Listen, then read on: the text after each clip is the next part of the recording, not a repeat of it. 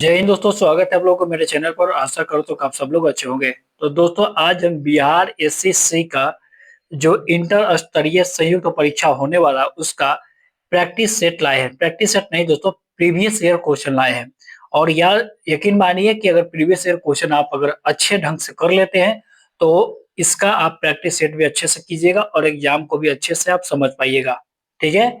तो ये देखिए, ये रुक्मिणी प्रकाशन का है और इसमें हम 12 वो जो सेट है वो 12 को 12 आपको कराने वाले हैं। ठीक है। और इसका जो पीडीएफ है दोस्तों, हम अपने ग्रुप यानी कि टेलीग्राम ग्रुप में हूबहू डाल देंगे। जो यहाँ पर पीडीएफ है उसी वही पीडीएफ सेम डाल देंगे, तो अगर आप लोग वहां से भी देख सकते हैं। ठीक है। और उसको अपना अपने से भी बना सकते हैं। ठीक है। तो चलिए, और कोई दिक्कत होता है तो आप वीडियो से समझ सकते हैं। ठीक है। तो देखिए, जैसा कि देख रहे हैं कि ये 18/12/2011 का प्रश्न है। तो देखिए इसमें कौन कौन प्रश्न आया है, तो हम लोग भरते हैं। प्रश्न काफी आसान आप पूछा जाता है, कोई हार्ड नहीं है। और याद रखिए कि बिहार अगर एसएससी की आप तैयारी कर रहे हैं, ठीक है, तो ये आपको बिहार दरोगा हो, ठीक है, मतलब एसआई हो, या फिर बिहार पुलिस हो, या कोई अन्य भी एग्जाम हो जहाँ जीके जीएस पूछा जा रहा है, उन सब के लिए काफी लाभदायक है। ठीक है। इसमें हम सारे ऐड कर दिए, 150 प्रश्न है, मैथ भी इसमें है और रीजनिंग भी। ठीक है। हम जीके जीएस को आपको कवर कराने वाले हैं। तो चलिए प्रश्न की ओर बढ़ते हैं और पहले प्रश्न की ओर बढ़ते हैं और देखते हैं। प्रश्न है कि केंद्रीय जल एवं विद्युत शोध केंद्र कहाँ पर स्थित है। ठीक है। केंद्रीय जल एवं विद्युत शोध केंद्र कहाँ पर है, तो ये हो जाएगा खरगवासला में। कहा हो जाएगा? खरगवासला में। ऑप्शन ए इसका राइट आंसर है। ठीक है। और इसकी स्थापना जो होता था खरगवासला, इसकी स्थापना आप लोग बताइएगा, शायद 1902 में हुआ था। ठीक है। ये भी देख लीजिएगा। चलिए नेक्स्ट है 2 नंबर की। 1857 की क्रांति में निम्नलिखित में से किसे एक मित्र द्वारा धोखा मिला, ब्रिटिश द्वारा पकड़ा गया तथा मारा गया। मतलब कि कौन सा वो था जो मारा गया लेकिन अपने मित्र की धोखाबाजी के। तो ये तात्या तोपे। ठीक है। तात्या तोपे ऑप्शन है। ऑप्शन कौन हो जाएगा? ऑप्शन डी इसका राइट आंसर हो जाएगा। ठीक है। चलिए अगला देखते हैं। 1929 में किसकी अध्यक्षता में आयोजित हुए भारतीय राष्ट्रीय कांग्रेस के लाहौर अधिवेशन में ब्रिटिश शासन से पूर्व स्वतंत्रता का प्रस्ताव पारित किया था। तो किसने अध्यक्षता किया था? तो ये हो जाएगा पंडित जवाहरलाल नेहरू ने। और 26 जनवरी 1930 को पहला स्वाधीनता दिवस भी मनाया गया था। ये भी डेट आप लोग याद रखिएगा। ठीक है। चलिए अगला देखते हैं कि राज्य के नीति निर्देशक तत्व का कौन सा सिद्धांत महात्मा गांधी के दर्शन से जुड़ा है। ठीक है। तो महात्मा गांधी के दर्शन से जुड़ा है ग्रामीण पंचायत की स्थापना। और ये हो जाएगा आर्टिकल, बात किया था आर्टिकल 40 में हो जाएगा। किस में हो जाएगा? आर्टिकल 40 में। अंतरराष्ट्रीय विवादों को शांतिपूर्ण समाधान, या इसका आर्टिकल बात किया जाए तो ऑप्शन आर्टिकल 51 हो जाएगा। आर्टिकल 51 हो जाएगा। ठीक है। तो ये सबको भी आप लोग समझ के रखिएगा। धन का समान वितरण अगर पूछेगा तो ये भी आर्टिकल याद रखिएगा, 39 के सी। ठीक है। धन का समान वितरण 39 का सी याद रखिएगा। धन का समान वितरण 39 का सी। चलिए अगला देखते हैं। समय ज्यादा बर्बाद नहीं करेंगे आप लोगों का। चलिए अगला देखिए कि हड़प्पा सभ्यता का संबंध है। हड़प्पा सभ्यता वो कैसा संबंध था। ठीक है। तो बात की हड़प्पा सभ्यता का, तो ये कांस्य युगीन सभ्यता था। कैसा था? कांस्य युगीन सभ्यता था। कांस्य युगीन सभ्यता था। ठीक है। याद रखिएगा। और हड़प्पा काल का जो ईस्वी बताया जाता है कि ये कब से कब, इसका समय काल बताया था, तो 250 से 1750 बीसी के अंतर्गत ये बताता है। ठीक है। कब से कब? 250 से 1750। ठीक है। चलिए अगला देखते हैं। भारत तथा चीन के सीमा का निर्धारण, चीन की सीमा का बताने वाला रेखा कौन है? भारत और चीन के मध्य कौन सा रेखा है ये बताइए। तो देखिए, भारत और चीन के बीच जो रेखा हो जाएगा वो मैक मोहन हो जाएगा। कौन हो जाएगा? मैक मोहन है। और ये 1914 में इसका निर्धारण हुआ था। ये भी याद रखिए। रेड क्लिफ किसके किसके हो जाएगा? रेड क्लिफ भारत और पाकिस्तान के, पाकिस्तान से हो जाएगा। और ये कब हुआ था? 1947 में। डूरंड किसके किसके? भारत और अफगानिस्तान के हुआ था, लेकिन वर्तमान में ये पाकिस्तान से टच है, तो पाकिस्तान और अफगानिस्तान से ही। ठीक है। और इसका निर्धारण कब हुआ था? 1893 में। ठीक है। चलिए अगला देखते हैं। अगला प्रश्न है कि नीचे दिए गए घटना को कालक्रम तिथि से बैठाना है। तो देखिए देखिए बंगाल का बनाना ये कब हुआ था? तो 1900, आप लोग खुद से इसको मिलाइएगा, 1971 में हुआ था। ठीक है। पोखरण, ये परीक्षण, जो पहला परीक्षण पोखरण में हुआ था, ये 1974 में हुआ था। कब हुआ था? 1974 में। अच्छा, सिक्किम को 22वां राज्य कब मिला था? तो ये सिक्किम को 22वां राज्य 1975 में, 36वां संविधान संशोधन भी याद रखिएगा। ठीक है। और SLV 3 ये कब हुआ था? तो 2001 में, 2001 में। तो आप लोग इसको खुद से मिलाइए और जो सही है उसको आप लोग यहाँ टिक कर लीजिए। चलिए, 8वां नंबर है कि निम्नलिखित में से किन देशों के समूह से भूमध्य रेखा गुजरता है? देखिए, भूमध्य रेखा जो गुजरता है उसको बताना है कि कहाँ कहाँ से ये गुजरता है, किन किन किन देशों से। ठीक है। तो देखिए, भूमध्य रेखा की बात किया जाए दोस्तों, तो ये कुल 13 देशों से गुजरता है। कितना कुल है? 13 देशों। देखिए, समय का बर्बादी नहीं करेंगे, इसलिए हम आपको सब नहीं बताएंगे। लेकिन अगर देखा जाए कि एशिया में, तो सुन लीजिए, मालदीव, इंडोनेशिया, किरिबाती, सेंटोमो और प्रिंसिप है। ठीक है। दक्षिण अमेरिका में कौन है? Ecuador, Colombia, Brazil. दक्षिण अमेरिका में 3। ठीक है। और अफ्रीका की बात की जाए, Uganda, Kenya, Somalia, Gabon, Congo और कांगो गणराज्य। कुल मिलाकर 13 है। और इसमें अगर बात किया जाए तो ऑप्शन है 20 का राइट आंसर हो जाता है। चलिए, 9 नंबर है कि चीनी यात्री जो था वेन सांग भारत भ्रमण किया था। तो वेन सांग किसके समय में भारत भ्रमण किया था? तो ये हो जाएगा आपका हर्षवर्धन। वेन सांग कब आया था? हर्षवर्धन के समय में। और कब ये आया था? 629 AD में। ठीक है। कब आया था? 629 ईस्वी में। ठीक है। चलिए, अगले देखते हैं, अगला प्रश्न। अच्छा, चंद्रगुप्त द्वितीय पूछा जाता है, ध्यान दीजिएगा। चंद्रगुप्त द्वितीय के काल में कौन आया था? तो फाहियान आया था। 399 से 414 ये समय तक ईस्वी में रहा था। कब? चंद्रगुप्त द्वितीय के समय में फाहियान। नेक्स्ट है कि संपूर्ण क्रांति का आह्वान किसने किया था? देखिए, संपूर्ण क्रांति यानी कि जयप्रकाश नारायण। और ये 1979 में, ये भी डेट याद रखिएगा। ठीक है। संपूर्ण क्रांति 1979 में जयप्रकाश नारायण ने। ठीक है, याद होगा। चलिए, अगला देखते हैं। देखिए, जयप्रकाश नारायण को एक मतलब कि एक उपनाम है या पदवी है जिसको लोग लोक नायक कहते हैं। लोक नायक जयप्रकाश नारायण। चलिए, अगला देखते हैं। Wings of fire, wings of fire का लेखक कौन है? तो विंग्स ऑफ फायर के APJ अब्दुल कलाम। APJ अब्दुल कलाम हो जाएगा, ऑप्शन ए हो जाएगा। और विंग्स ऑफ फायर का लेखक कौन है? APJ अब्दुल कलाम। याद होगा। अच्छा, अगर पूछेगा जवाहरलाल नेहरू के कौन है, तो मेरी कहानी हो जाएगा। ठीक है। और इनका बात किया जाए तो डिस्कवरी ऑफ इंडिया हो जाएगा, ये सब लिखा हुआ है। और ठीक है। चलिए, अगला देखते हैं। अगला है कि भाखड़ा नांगल बांध किस नदी पर है? मतलब कि बताना है कि भाखड़ा नांगल बांध जो है वो किस नदी पर है। सिंपल प्रश्न है, तो याद रखिएगा, भाखड़ा नांगल बांध सतलज नदी पर हो जाएगा। भाखड़ा, अच्छा, भाखड़ा नांगल, देखिए, भाखड़ा और नांगल अलग अलग है, लेकिन फिलहाल एक में ही जोड़ कर बताया जाता है। तो याद रखिए, भाखड़ा नांगल कहाँ है? सतलज नदी पर हो जाएगा। ठीक है। देखिए, रंजीत सागर बांध याद रखिएगा, रावी नदी पर कौन हो जाएगा? रंजीत सागर हो जाएगा। चिनाब नदी पर कौन है? दुलहस्ती हो जाएगा। सलाल परियोजना, ये सब चिनाब पर हो जाएगा। अच्छा, गंगा पर कौन हो जाएगा? फरक्का। फरक्का डैम कहाँ हो जाएगा? गंगा पर हो जाएगा। अच्छा, ये पूछा जाता है कि हीराकुंड बांध, हीराकुंड बांध कहाँ है? तो हीराकुंड याद रखिएगा, हीराकुंड कहाँ है? हीराकुंड महानदी पर है। ठीक है। तो ये सब आपको याद रखा। एक पूछा जाता है कि आया हुआ प्रश्न जो है वही याद करवा रहे हैं कि काकरा पारा, काकरा पारा कहाँ है? काकरा पारा याद रखिएगा, ताप्ती पर है। काकरा पारा कहाँ है? ताप्ती नदी पर है। ठीक है। और ताप्ती नदी पर नहीं याद रखिएगा, उकाई परियोजना भी ताप्ती नदी पर है। ठीक है। तो ऐसे बहुत सारा है, मेन मेन हम आपको बता दिए, आप लोग इसको लिख भी लीजिएगा। चलिए, अगला कि कलहन द्वारा रचित राज तरंगनी का वर्णन है। देखिए, कलहन जो राज तरंगनी का वर्णन किए थे वो, उसमें कश्मीर का इतिहास है। क्या है? कश्मीर का इतिहास है, याद रखिएगा। किसमें किसका इतिहास है? कश्मीर का इतिहास है। चलिए, अगर पूछेगा चंद्रगुप्त मौर्य, यहाँ पर ले लीजिएगा, चंद्रगुप्त मौर्य के शासनकाल में कौन सा पुस्तक लिखा जाता है? तो इंडिका। कौन सा है? इंडिका। ठीक है। इंडिका किसकी है? मेगास्थनीज का पुस्तक है, जो कि चंद्रगुप्त मौर्य के समय में लिखा गया था। और चंद्रगुप्त मौर्य का प्रधान कौन था?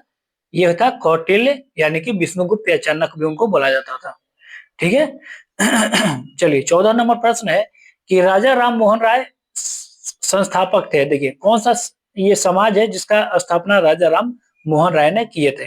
ये बताना है। तो हो जाएगा आपका ब्रह्म समाज। ब्रह्म समाज की स्थापना किसने किया था? राजा राम मोहन राय 1928 में, याद रखिए 1928 में। अच्छा, आर्य समाज का स्थापना किसने किया था? तो स्वामी दयानंद सरस्वती, ये भी याद रखिएगा। रामकृष्ण मिशन की स्थापना किसने किया था? तो स्वामी विवेकानंद, स्वामी विवेकानंद। प्रार्थना समाज के संस्थापक कौन थे? आत्माराम पांडुरंग, आत्माराम पांडुरंग। तो आपको सब क्लियर हो गया यहाँ से। चलिए अगला देखते हैं 15 नंबर प्रश्न।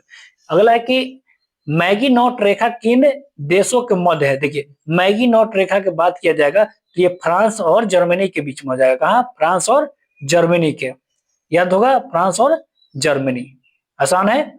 चलिए एक जर्मनी और पोलैंड प्रश्न आया हुआ, ध्यान दीजिएगा। जर्मनी और अगर पोलैंड पूछ देगा तो हिंडनबर्ग रेखा, हिंडनबर्ग रेखा जर्मनी और पोलैंड। अच्छा, अगर बात किया जाए कि यूएसए और कनाडा के बीच में कितना डिग्री है, ये आप लोग कमेंट में बताइए। ठीक है, बहुत आसान है। डिग्री अक्षांश हो जाएगा, कितना डिग्री का अक्षांश है। नेक्स्ट है कि सतलज नदी का उद्गम है। देखिए सतलज नदी का उद्गम कहाँ है ये बताना है। ठीक है, तो देखिए सतलज नदी जो है ये मानसरोवर झील के पास में एक राकस ताल है, उसी के वहां से निकलता है। तो ये कहाँ हो जाएगा? चीन में हो जाएगा। ठीक है, तो ऑप्शन हो जाएगा बी। ठीक है, देखिए सतलज नदी जो है ये एक चीन से बहने वाला नदी है जो कि भारत से होते हुए पाकिस्तान में जाता है। ठीक है, और अभी बताए थे भाखड़ा नगर परियोजना कहाँ है? सतलज नदी पर ही, अभी बताए थे। ठीक है, चलिए अगला देखते हैं कि भारतीय संविधान सभा ने भारतीय राष्ट्रीय ध्वज का रूपरेखा कब अंगीकृत किया था? ठीक है, तो याद रखिएगा 22 जुलाई 1947 को। कब हुआ था? 22 जुलाई 1947 को। अच्छा, भारतीय ध्वज को ये जो है डिजाइन किसने किया था? ठीक है, राष्ट्रीय ध्वज जो है भारतीय ध्वज, इसको पिंगलिया वेंकैया ने किया था। पिंगलिया वेंकैया ने किया था, पिंगली वेंकैया ने किया था, याद रखिएगा। और पूछा जाता है कभी कभी लेंथ, कि भारतीय जो राष्ट्रीय ध्वज है इसका लेंथ, तो लंबाई और लेंथ और ब्रेथ पूछेगा तो लेंथ याद रखिएगा 3 और ब्रेथ 2 में। ठीक है, तो इतना आपको याद होगा। चलिए अगला देखते हैं 18 नंबर प्रश्न है कि भारतीय राष्ट्रीय कांग्रेस पहली बार गाया गया था। याद रखिएगा भारतीय राष्ट्रीय गान जो है जन गण मन, ये पहली बार 1911 के कलकत्ता अधिवेशन में गाया गया था। और देखिए इसका अध्यक्षता पूछेगा कि किसने किया था, तो याद रखिएगा बिशन नारायण राव, बिशन नारायण राव लिख लीजिएगा आप लोग, यहाँ स्पेस कम है, बिशन नारायण राव ने। और देखिए राष्ट्रीय गान जो है ये 52 सेकंड में गाया जाता है, 52 सेकंड। और आपातकाल या फिर कोई परिस्थिति ऐसा हो जिसमें संक्षिप्त गाना हो तब हो जाएगा 20 सेकंड में। ठीक है, अच्छा जनगण मन का रचयिता कौन होगा? रविन्द्रनाथ टैगोर। चलिए अगला देखते हैं 19 नंबर। 19 नंबर में है कि भारत में श्वेत क्रांति का जनक कौन है? भारत में बोल रहा है, श्वेत क्रांति का जनक हो जाएंगे वर्गीज कुरियन, वर्गीज कुरियन। और वर्गीज कुरियन का मृत्यु 2012 में हुआ था, ये प्रश्न आया हुआ है। ठीक है, शायद ये बिहार प्रश्न है। ठीक है, वर्गीज कुरियन का मृत्यु 2012 में हुआ था, याद रखिएगा। अच्छा, हरित क्रांति का जनक एम.एस. स्वामीनाथन। नेक्स्ट है कि भारत का राष्ट्रीय फल क्या है? देखिए भारत का राष्ट्रीय फल कौन है? आम है। कौन हो जाएगा? आम। ठीक है, आम। ठीक है, भारत का राष्ट्रीय फल आम। नेक्स्ट देखते हैं, नेक्स्ट है कि 21 नंबर की दुनिया का नवीनतम देश कौन है? दुनिया का नवीनतम देश कौन है? तो ये हो जाएगा आपका दक्षिणी सूडान गणतंत्र। ठीक है, और इसकी राजधानी पूछेगा तो जुबा हो जाएगा। कहाँ हो जाएगा? जुबा, याद रखिएगा कहाँ राजधानी है? जुबा। और ये 2011 में मान्यता है इसको मिला था देश का। ठीक है, चलिए अगला देखते हैं। अच्छा एक यहाँ है कि अजरबैजान, अभी अभी यहाँ पर देखिए अजरबैजान COP29 का जो है, COP29 का यहाँ पर सम्मेलन हुआ है। तो अजरबैजान का राजधानी कहाँ है ये आप लोग जरूर बताइए कमेंट में। ठीक है, चलिए अगला देखिए कि न्यूनतम साक्षर वाला प्रदेश कौन है? न्यूनतम साक्षर वाला प्रदेश सबको पता होगा कौन है? बिहार। और यहाँ साक्षरता दर लगभग लगभग 63.8% करीब में है। आप लोग इसको कंफर्म कर लीजिएगा, लगभग इतना ही है, 63.8। सबसे ज्यादा कहाँ है? सबसे ज्यादा साक्षरता कहाँ है? केरल में है, वहां तो 93-94% करीब में है। और देखिए अगर पूछेगा कि बिहार का जनसंख्या घनत्व पूछा गया है तो 1106 व्यक्ति प्रति किलोमीटर रहता है और सबसे कम जनसंख्या घनत्व कहाँ है? अरुणाचल प्रदेश में 17 व्यक्ति प्रति किलोमीटर। ठीक है, चलिए डिटेल बता देते हैं कि इससे आप लोग याद रहेगा। अगला देखते हैं कि सम्राट अशोक जिसने 40 वर्ष तक भारत में राज किया, इस अपनी राजधानी का नाम कहा नाम उस समय था, मतलब बताइए उसका राजधानी कहाँ था ये बताइए, सिंपल। तो हो जाएगा आपका पाटलिपुत्रा। ठीक है, चलिए 24 नंबर प्रश्न देखते हैं कि ऐसे इंजीनियरिंग स्नातक जो कि किसी राज्य में 2 बार मुख्यमंत्री रहा हो, तो इसका राइट आंसर देखा जाए तो ऑप्शन बी हो जाएगा बिहार। कौन हो जाएगा? बिहार। नीतीश कुमार के बारे में बोल रहा है। चलिए अगला देखिए कि निम्नलिखित में से कौन सा देश आसियान का सदस्य नहीं है। तो देखिए आसियान का सदस्य कौन नहीं है, तो आप लोग मिला लीजिएगा, हम बोल देते हैं स्पीड में थोड़ा। Myanmar, Cambodia, Laos, Vietnam, Thailand, Brunei, Indonesia, Malaysia, Philippines और सिंगापुर। तो इसमें कौन नहीं हो जाएगा? बांग्लादेश। ठीक है, आसियान का स्थापना पूछेगा कब हुआ था, तो 1967 में हुआ था। ठीक है, और इसका मुख्यालय कहाँ है? जकार्ता। जकार्ता कहाँ है? इंडोनेशिया में। ठीक है, चलिए 26 नंबर प्रश्न देखते हैं कि उस राज्य का नाम बताए जहां से भारत का प्रथम राष्ट्रपति चुना गया था। तो डॉक्टर राजेंद्र प्रसाद के बारे में पूछ रहा है और ये हो जाएंगे बिहार। ठीक है, देखिए डॉक्टर राजेंद्र प्रसाद को अजात शत्रु या देश रत्न के भी नाम से जाना जाता है। ठीक है, नेक्स्ट है 27 नंबर की सिखों के 10वें गुरु गुरु गोविंद सिंह का जन्म हुआ था, तो कहाँ हुआ था? पटना में हुआ था। ऑप्शन सी इसका राइट आंसर हो जाएगा। और ये 1666 में उनका जन्म हुआ था और 1708 में ये इनका मृत्यु हुआ था। मृत्यु कहाँ हुआ था? नादेर में हुआ था। नादेर में इनका मृत्यु हुआ था। ठीक है, चलिए 28 देखते हैं कि 1946 में गठित अंतरिम सरकार डॉक्टर राजेंद्र प्रसाद किस विभाग के मंत्री थे? तो ये हो जाएगा खाद्य एवं कृषि मंत्री। रक्षा हो जाएगा बलदेव सिंह, याद रखिएगा। विदेशी मामले और राष्ट्रमंडल के लिए ये पंडित जवाहरलाल नेहरू हो जाएंगे। ठीक है, बाकी तो हो ही गया। चलिए अगला देखिए 29 नंबर क्या है कि वैश्विक तापमान के बढ़ने के समस्या से निपटने के लिए अपने लोगों पर कार्बन लगाने जाने का प्रस्ताव करने वाला विश्व का पहला देश निम्नलिखित में से कौन है? तो ये उस समय के करंट अफेयर हो जाएगा और अभी भी ऑप्शन डी इसका राइट आंसर होगा, न्यूजीलैंड। चलिए ये करंट अफेयर उस समय का है, हम इसको स्किप करते हैं, आगे देखते हैं। नेक्स्ट क्या है कि इच्छा मृत्यु को उसी समय का एक करंट अफेयर है। इच्छा मृत्यु को कानून के रूप में मान्यता देने वाला विश्व का पहला देश कौन था? तो हो जाएगा नीदरलैंड। ठीक है, चलिए अगला देखते हैं। निम्नलिखित में से कौन सा आयोग सर्वप्रथम भारत के संविधान की किसी धारा के अंतर्गत किसी निश्चित प्रावधान का अनुपालन स्थापित किया है? तो ये हो जाएगा चुनाव आयोग। चुनाव आयोग का स्थापना कब हुआ था? प्रश्न आता है, याद रखिएगा 25 जनवरी 1950 को। ठीक है, और चुनाव आयोग के प्रथम इसका जो हेड थे वो कौन थे, इसको आप लोग कमेंट में बताइए। ठीक है, बहुत ही आसान प्रश्न है। चलिए चुनाव आयोग अगर बारे में पूछेगा कि किस आर्टिकल में, तो याद रखिएगा 324 से 329, आर्टिकल 324 से 329।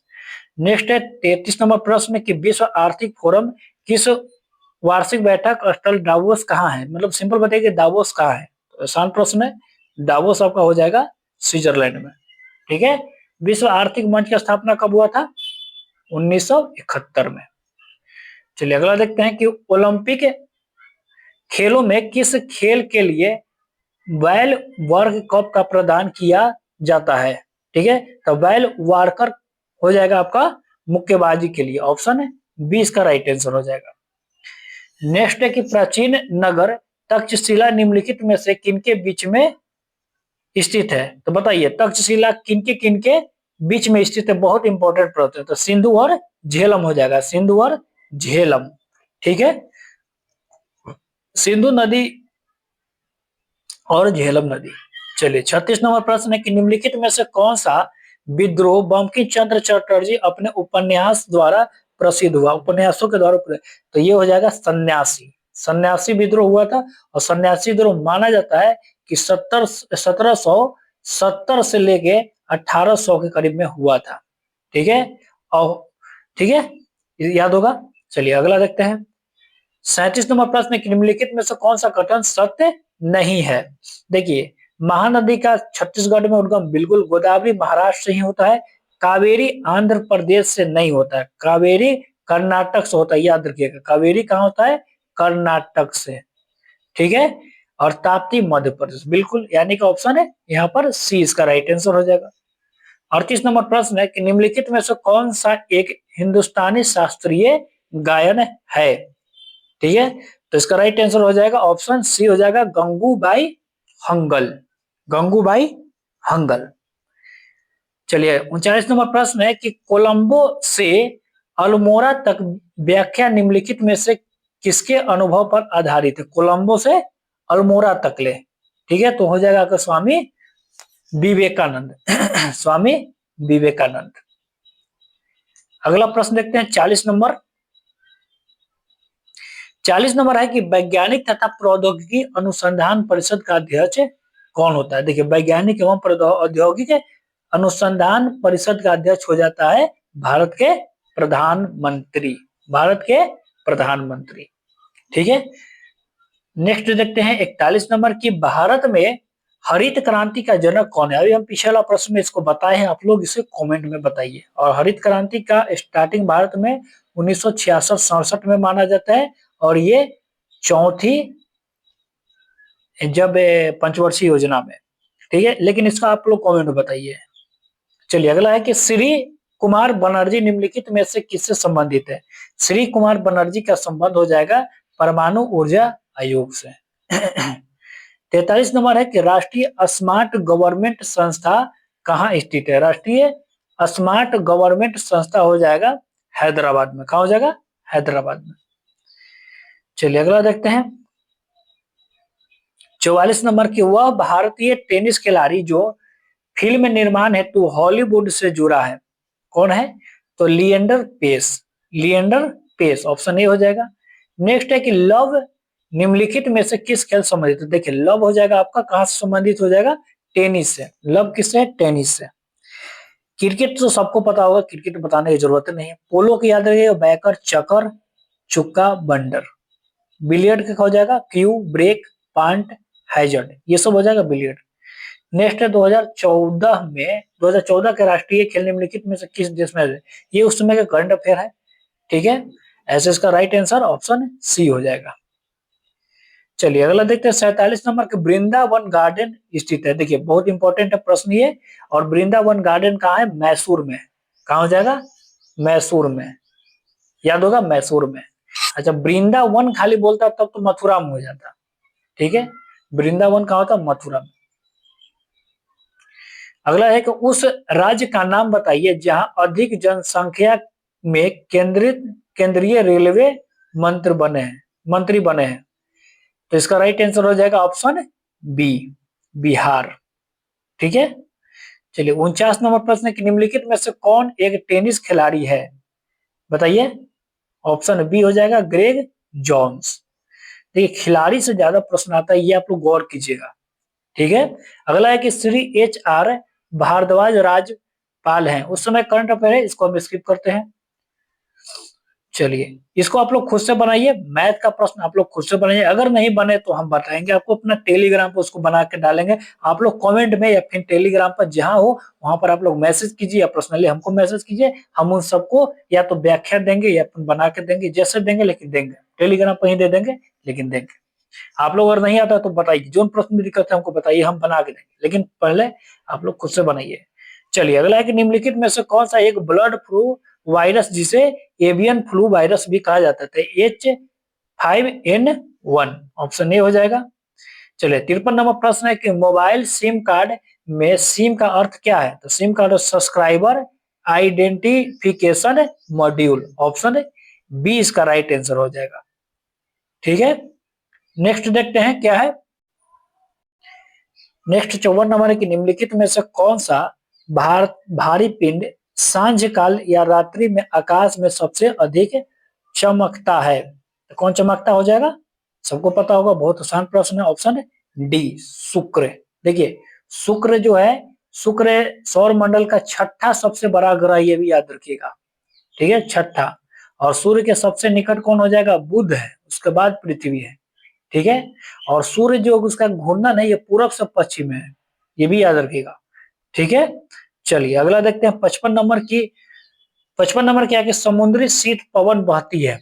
समुद्री शीतल पवन जो होती है वो बहती है। तो देखिए, दिन में समुद्र से भूमि की ओर, दिन में समुद्र से भूमि की ओर, रात में मतलब रात्रि में भूमि से समुद्र की ओर। नहीं, देखिए शीतल पवन तो रात में दिन में बहेगा, तो हो जाएगा दिन में समुद्र से भूमि की ओर। तो ऑप्शन बी ही इसका राइट आंसर हो जाएगा।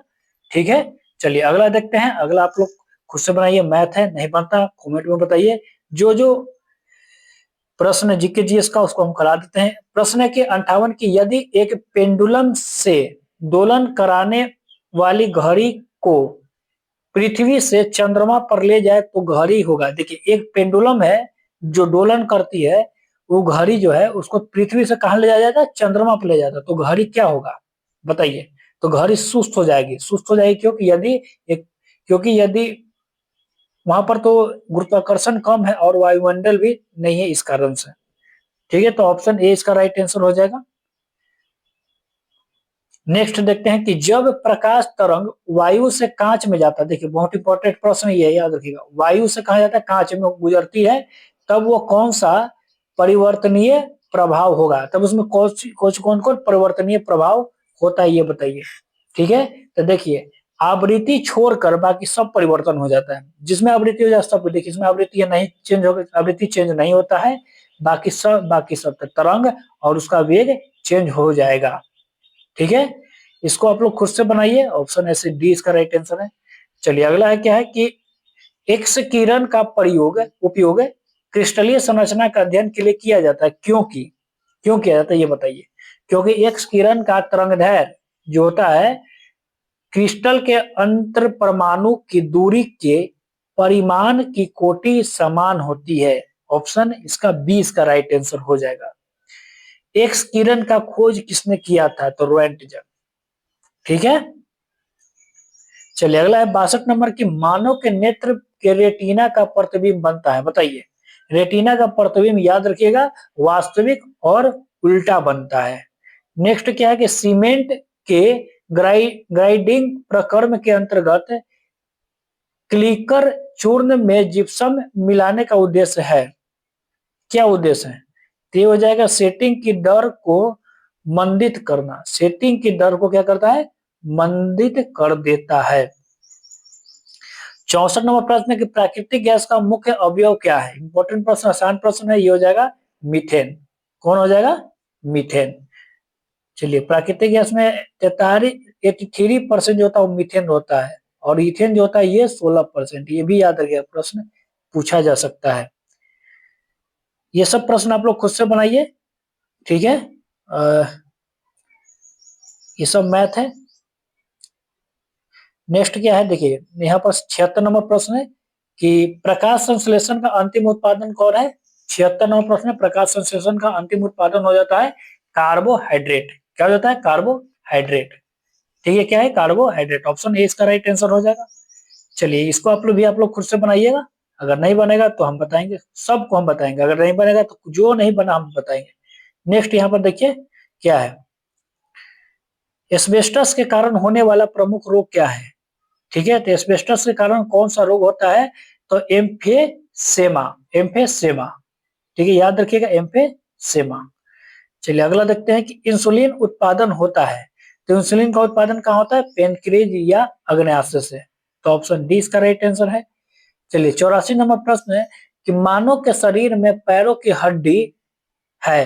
देखिए, मानव के शरीर में पैरों का जो हड्डी कौन कौन है ये बताइए। ठीक है, तो ये हो जाएगा फिबुआ और टिबिया। फिबुआ और टिबिया, ऑप्शन बी इसका राइट आंसर। हड्डियों की कुल संख्या कितनी है? तो 206 प्रकार की हड्डी होती है हमारे शरीर में। ठीक है, चलिए अगला देखते हैं, विटामिन ए की कमी से क्या होता है? विटामिन ए की कमी से कारण क्या है, मतलब बताइए, विटामिन ए की कमी क्या कारण होता है, कौन सा रोग होता है ये बताइए। ठीक है, तो हो जाएगा नाइट ब्लाइंडनेस, रतौंधी, ऑप्शन सी इसका राइट आंसर हो जाएगा। चलिए, अच्छा पूछेगा कि जल में घुलनशील विटामिन कौन है, तो बी सी, और वसा में बी सी को छोड़कर ए, डी, ई, के। ठीक है, इतना आप लोग याद रखिएगा। चलिए अगला देखते हैं, और अगला मैथ है, आप लोग बनाइए खुद से। नेक्स्ट देखिए 88 नंबर प्रश्न, कि वायु का वेग संबंधित है, तो वायु का वेग संबंधित है दाब प्रवणता से, दाब प्रवणता से। नेक्स्ट क्या है कि मानव शरीर में रक्तचाप नियंत्रण कौन करता है, रक्तचाप यानी कि बीपी, रक्तचाप को नियंत्रण कौन करता है, अधिवृक्क ग्रंथि। तो ऑप्शन ए इसका राइट आंसर हो जाएगा। नेक्स्ट क्या है, कंप्यूटर में वायरस संबंधित है, तो कंप्यूटर में वायरस संबंधित है, किससे संबंधित है, तो क्या है धूलकण संबंधित है, तो नहीं। देखिए कंप्यूटर में वायरस संबंधित है आपका प्रोग्राम से। नेक्स्ट है 91 नंबर का, अधातुएं जो होता है सामान्यतः विद्युत के कुचालक होता है, परंतु ग्रेफाइट विद्युत के सुचालक होता है, क्यों बताइए। अधातु जो होता है विद्युत का कुचालक होता है, लेकिन ग्रेफाइट भी अधातुएं है, लेकिन वो सुचालक क्यों हो गया ये बताइए। ठीक है, तो ये हो जाएगा इसमें शिथिलता वृद्धि बद इलेक्ट्रॉन होता है, तो ऑप्शन बी इसका राइट आंसर हो जाएगा। ठीक है, चलिए अगला आप लोग खुद से बनाइए ये सब प्रश्न। तो दोस्तों यही था, और जीके जीएस अब तो नहीं होगा। देखिए इसका पूर्णतः वीडियो हम जो है, पूर्णतः जो पीडीएफ है, इसको हम अपना टेलीग्राम पर डाल देंगे। अगर आप लोग वहां से भी अगर देखिए तो बनाए, देखिए इसका आंसर भी नीचे हम दे देंगे। अगर आप लोग वहां से आप लोग देख के बना सकते हैं तो बनाइएगा। और जो प्रश्न अगर नहीं आता आप लोग पर्सनली मैसेज कीजिएगा, या कमेंट में कीजिएगा, या हमको टेलीग्राम पर कीजिएगा।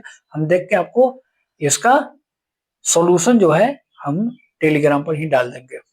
ठीक है, और कैसा लगा बताइए जरूर। अच्छा लगा तो लाइक शेयर सब्सक्राइब जरूर करिएगा, सब्सक्राइब करके ही जाइएगा।